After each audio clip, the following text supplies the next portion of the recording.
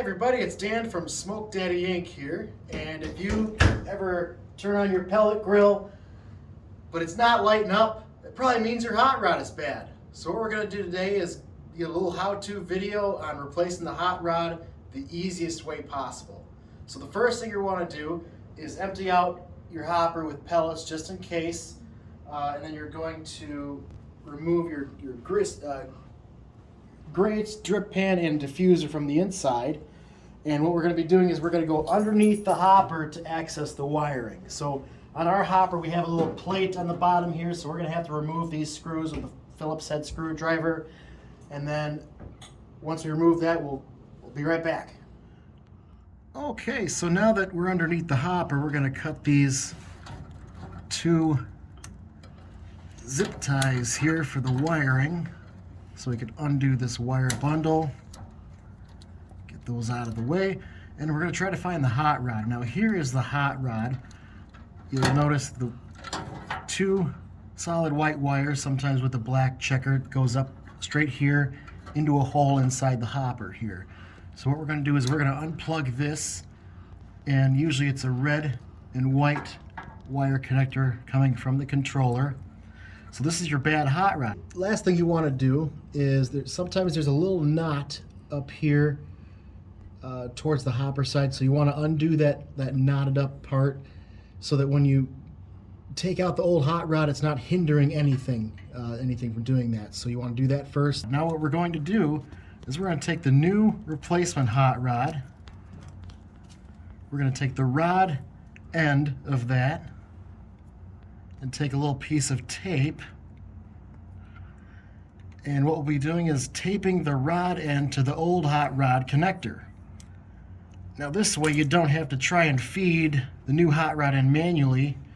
We'll just pull the old hot rod and that'll bring the new one in. So we'll just tape these two together here, just like that. Yep, you probably put a couple more if you want, but that'll hold here. So what we're gonna do is once that's taped together, we'll go up on the top side and take the burn pot out. We'll be right back. All right, so now that we've done that, we're gonna take a 1/4 inch socket and we're gonna remove the screws from the burn pot here.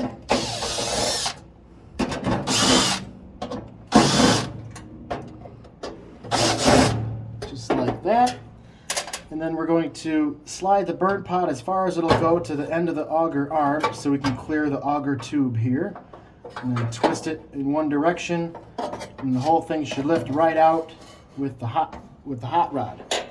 Now most of the time you're going to take a flat or a Phillips head screwdriver. There's one screw that holds it in place, and the hot rod comes right out. This can be a little bit difficult, so you may have to use channel locks or pliers to get it out, but it should slide out of the burn pot just like that.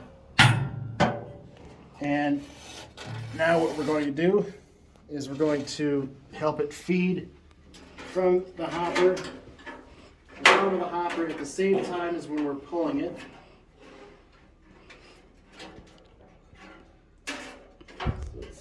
There we go, get through the hole there. And we're going to continue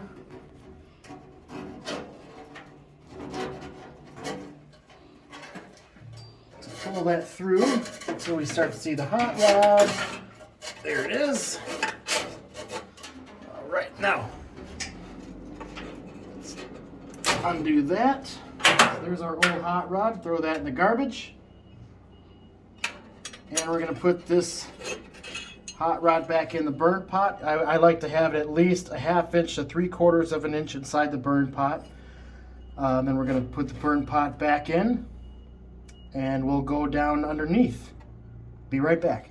Okay, so now that we put the burn pot back in, we're just going to take the new wire, pull it, so we're taking all the slack out of the wire, and we're going to connect it into our hot rod connection. And then I usually like to take a few zip ties and bundle this whole wire back up just like that. Make sure it's all out of the way of the fans. There's nothing restricting the fan movement at all. And then once you have these wired up, you're going to put the plate back on here, and you are ready to go. So if you have any other questions or anything like that, give us a call, 847-336-1329, or visit our website at smokedaddyinc.com. Thank you and have a great day.